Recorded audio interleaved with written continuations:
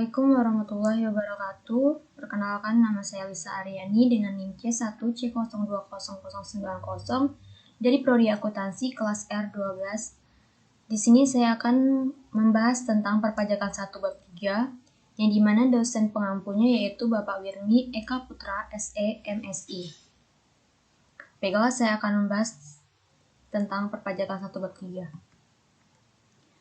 Yang dimana pembahasan pertama yaitu timbulnya hutang pajak, kedua penagihan pajak, ketiga hapusnya hutang pajak.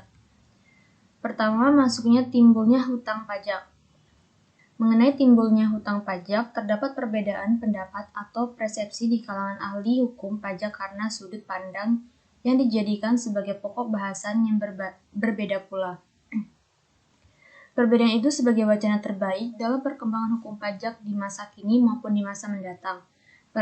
Perbedaan pendapat atau persepsi mengenai timbulnya utang pajak dikategorikan sebagai salah satu sumber hukum pajak yang berada pada tataran doktrin di kalangan ahli hukum pajak sepanjang pendapat tersebut diterima sebagai suatu perkembangan positif di bidang perpajakan. Lebih lanjut, dikatakan oleh R. Santoso Brotodiardjo bahwa timbulnya utang pajak tidaklah selalu dinyatakan dengan jelas di dalam undang-undangnya pada saat manakah terjadi suatu utang pajak, melainkan dicurahkannya semua perhatian kepada timbulnya keharusan untuk membayarnya. Demikian itu adalah karena dalam praktik sehari-hari saat yang disebut ini jauh lebih penting. Selanjutnya ada dua ajaran yang mengatur timbulnya hutang pajak. Yang pertama ada ajaran formil. Ajaran formil ini adalah utang pajak timbul karena dikeluarkannya surat ketetapan pajak oleh Fiskus. Ajaran ini ditetapkan pada Official Assessment System. Yang kedua ada ajaran material, yang dimana ajaran material ini merupakan utang pajak timbul karena berlakunya undang-undang seseorang dikenai pajak karena suatu keadaan dan perbuatan. Ajaran ini ditetapkan pada Self-Assessment System. Pembahasan yang kedua yaitu penagihan pajak. Pengertian penagihan pajak menurut Undang-Undang Nomor 19 Tahun 2000 Ayat 1 Angka 9 disebutkan bahwa penagihan pajak adalah serangkaian tindakan agar penanggung pajak melunasi utang pajak dan biaya penagihan pajak dengan menegur atau memperingatkan, melaksanakan penagihan seketika dan sekaligus, memberitahukan surat paksa, mengusulkan pencegahan, melaksanakan penyitaan, melaksanakan penyederaan, menjual barang yang telah disita menurut Mojo Hadi dalam bukunya yang berjudul Dasar-Dasar Penagihan Pajak yang dituliskan oleh Lima Nadia Stuti dalam jurnal. Yang dimaksud penagihan pajak adalah serangkaian tindakan aparatur Direktorat Jenderal Pajak berhubung wajib pajak melunasi baik sebagian atau seluruh kewajiban perpajakan menurut undang-undang yang berlaku. Penagihan dengan surat paksa. Penagihan ini dilakukan apabila jumlah tagihan pajak tidak atau kurang bayar sampai dengan tanggal jatuh tempo pembayaran, atau sampai dengan jatuh tempo penundaan pembayaran atau tidak memenuhi angsuran pembayaran pajak.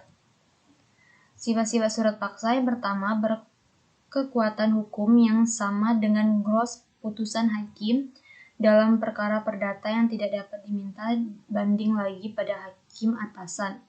Berkekuatan hukum yang pasti Incrat van Dwesj. 3. Mempunyai fungsi ganda yaitu menagih pajak dan menagih bukan pajak atau biaya penagihan. 4. Dapat dilanjutkan dengan tindakan penyitaan atau penyanderaan atau pencegahan. Mekanisme penagihan pajak yang pertama menagih seketika dan sekaligus. 2. Surat teguran atau peringatan. 3. Memberikan surat paksa tepat 21 hari setelah surat teguran diterbitkan. 4. Mengusulkan pencegahan seperti pemblokiran rekening dan pencegahan bepergian ke luar negeri. 5. Melaksanakan penyanderaan. 6. Melaksanakan penyitaan dengan surat sita yang diberikan 2x24 jam surat paksa diterbitkan. 7. Menjual barang yang disita atau pelelangan yang dilakukan apabila dalam 14 hari wajib pajak tidak melunasi utang pajaknya. Pembahasan yang 3 yaitu hapusnya utang pajak. Yang pertama dilakukan dengan pembayaran. Pembayaran adalah perbuatan pajak, penanggung jawab, atau kuasa hukumnya untuk mengakhiri utang pajaknya dengan cara membayar dalam bentuk sejumlah uang ke kas negara. Dalam hubungan ini, Santoso Brotodiharjo mengemukakan bahwa dalam hubungan dengan hukum pajak yang dimaksud ialah pembayaran dengan mata uang, bahkan lebih tegas lagi dengan mata uang dari negara yang memungut pajak ini. Jadi, untuk negara kita, dengan rupiah karena jumlah pajak ditentukan dalam mata uang rupiah pula. Jadi, jika ada utang, pajak dibayar dengan uang asing, seperti halnya di Netherlands, dibayar kepada pejabat pajak Indonesia dengan uang gulden. Ini harus ditafsirkan bahwa pejabat pajak telah berkenan mengizinkan demikian. Perlu ditekankan bahwa pembayaran untuk melunasi utang pajak ini harus dilakukan di kas negara dan tidak boleh pada pejabat pajak termasuk petugas pajak lainnya. Undang-Undang KUP secara tegas mengatur bahwa pajak dapat dibayar lunas melalui pos wesel, dan jika hal ini dilakukan menurut Prokman Sumitro, wajib diperhatikan hal-hal sebagai berikut. Pos wesel wajib dialamatkan kepada Kepala Kantor Kas Negara, dan dalam pos wesel wajib dengan jelas disebut nama, alamat, dan nomor pokok wajib pajak, jenis dan tahun pajak. Besarnya pembayaran pajak melalui pos wesel yang dialamatkan kepada pejabat pajak adalah tidak benar karena pejabat pajak dilarang dan tidak berhak menerima pembayaran pajak dalam bentuk apapun. Lebih lanjut, dikatakan oleh Rohman Sumitro bahwa pembayaran lazimnya dilakukan oleh debitur atau wajib pajak yang bersangkutan. Yang kedua ada kompensasi. Keputusan yang ditujukan kepada kompensasi utang pajak dengan tagihan seseorang di luar pajak tidak diperkenankan. Oleh karena itu, kompensasi terjadi apabila wajib pajak mempunyai tagihan berupa kelebihan pembayaran pajak. Jumlah kelebihan pembayaran pajak yang diterima wajib pajak sebelumnya harus dikompensasikan dengan pajak-pajak lainnya yang terutang. Hukum pajak mengenal pula cara lain untuk berakhirnya utang pajak dalam bentuk kompensasi yang dilakukan oleh wajib pajak dengan pejabat pajak selaku penagih pajak. Kelebihan pembayaran pajak dapat terjadi karena berbagai hal, seperti perubahan undang-undang pajak, kekeliruan pembayaran, adanya pemberian pengurangan, dan sebagainya. Oleh karena itu, kelebihan pembayaran pajak merupakan hak wajib pajak dan dapat dikreditkan. Setelah wajib pajak memperhitungkan kredit pajak dengan utang pajak yang timbul, ternyata terdapat kelebihan pembayaran pajak yang dapat dikompensasi dengan utang pajak yang timbul di masa mendatang. Kredit pajak dalam Undang-Undang PPH terjadi karena kelebihan pembayaran pajak penghasilan yang dilakukan oleh wajib pajak. Kredit pajak penghasilan adalah pajak yang dibayar sendiri oleh wajib pajak ditambah dengan pokok pajak yang terutang dalam surat tagihan pajak karena pajak penghasilan dalam tahun berjalan tidak atau kurang dibayar, ditambah dengan pajak yang dipotong atau dipungut, ditambah dengan pajak atas penghasilan yang dibayar atau terutang di luar negeri. Kekurangan dengan pengembalian pendahuluan kelebihan pajak dikurangi dari pajak yang terutang. Kredit pajak yang terjadi pada pajak penghasilan dapat dikompensasikan dengan utang pajak yang timbul dari pajak penghasilan adalah: pertama, pemotongan pajak atas penghasilan dari pekerjaan. 2. Pemungutan pajak atas penghasilan dari usaha. Pemotongan pajak atas penghasilan berupa bunga, dividen, royalti, sewa, dan imbalan lainnya.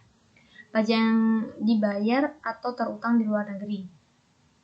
Kelima, pemotongan pajak atas penghasilan yang bersumber di kompensasi sebagai upaya untuk mengakhiri utang pajak dilakukan wajib pajak kepada pejabat, mengingat kompensasi hanya dapat dilakukan kalau terdapat kelebihan pembayaran pajak dengan utang pajak yang timbulnya pada tahun pajak yang berjalan atau pada tahun pajak di masa depan.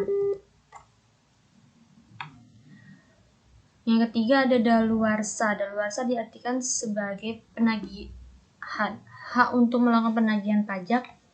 Daluarsa setelah lampau waktu 10 tahun terhitung sejak saat terhitungnya pajak atau berhari masa pajak bagian tahun pajak atau tahun pajak yang bersangkutan. Hal ini memberikan kepastian hukum kapan utang pajak dan tidak dapat ditagih lagi. Namun daluarsa penagihan pajak tertangguh antara lain apabila diterbitkan surat teguran dan surat paksa. 4. Utang pajak tidak berakhir dalam arti yang semestinya, tetapi karena ditiadakan. Pembebasan umumnya tidak diberikan terhadap pokok pajaknya, tetapi terhadap sanksi administratif dapat pula berakhir karena pembebasan, sebab pembebasan merupakan sarana hukum pajak untuk melepaskan tanggung jawab wajib pajak berupa membayar pajak. Pembebasan hanya diperuntukkan terhadap wajib pajak yang secara nyata dikenakan pajak, tetapi tidak memenuhi syarat-syarat yang ditentukan dalam Undang-Undang Pajak untuk diberikan pembebasan. Sekalipun demikian, wajib pajak tetap wajib menaati undang-undang pajak yang memberikan pembebasan sehingga tidak terjadi pelanggaran hukum yang berakibat dapat dikenakan sanksi hukum pajak.